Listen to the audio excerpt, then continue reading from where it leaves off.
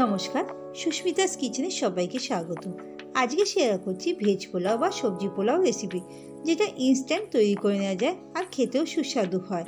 সবজিগুলোকে আমি এইভাবে কেটে নিয়েছিলাম আর বাসমতি চালটা 30 মিনিট আগে জলে ভিজিয়ে রেখে দিয়েছিলাম।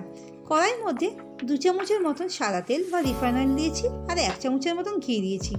তেল আর ঘি গরম হলে গোটা গরম মশলা ফোড়ন দিয়ে দিয়েছি আর 1 চামচের মতন গোটা জিরে। ফোড়ন দিয়ে যখন ফ্লেভার বেরোবে তখন আদা, রসুন আর কাঁচা লঙ্কার পেস্টটা দিয়ে মশলাকে কষিয়ে নিচ্ছি।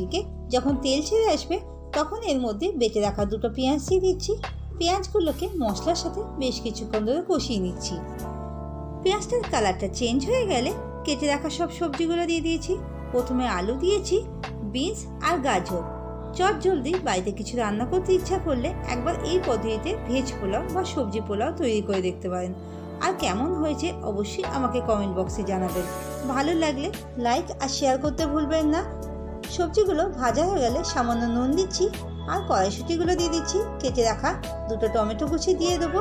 তারপর সব সবজিগুলোর সঙ্গে মশলার সাথে বেশ কিছুক্ষণ ভেজে নিচ্ছি।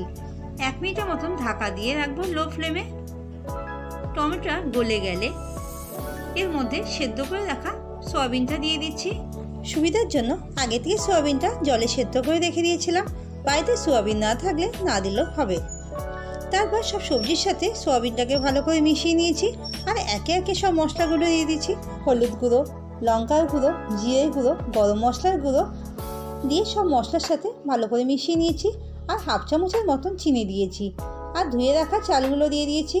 এরপর চালগুলোর সাথে মশলাগুলো ভালো করে মিশিয়ে নিচ্ছি।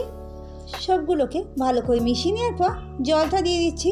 পোলাও রান্নাতে জলের পরিমাণ ঠিকঠাক না থাকলে চালগুলো ভেঙে যেতেও পারে আর গলে যেতেও পারে, তাই চাল অনুযায়ী দ্বিগুণ জল দিচ্ছি। দেওয়ার পর যে ভালো করে সবগুলোকে মিশিয়ে নেওয়ার পর স্বাদ মতো নুন দিয়ে ঢাকা দিয়ে হাই ফ্লেমে চালটাকে ফুটতে দেবো আর 5 মিনিট পর লো ফ্লেমে 20 থেকে 25 মিনিটের জন্য চালটা সেদ্ধ হতে দেবো।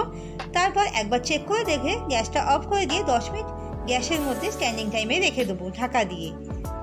বাড়িতে গেট টুগেদার বা চটজলদি কিছু খেতে ইচ্ছা করলে একবার এইভাবে পোলাও তৈরি করে দেখতে পারেন। আর কেমন হয়েছে অবশ্যই আমাকে কমেন্ট বক্সে জানাবেন। ভালো লাগলে লাইক শেয়ার করতে ভুলবেন না। আর আমার চ্যানেলে নতুন বন্ধু হয়ে থাকলে প্লিজ চ্যানেলটিকে সাবস্ক্রাইব করবেন।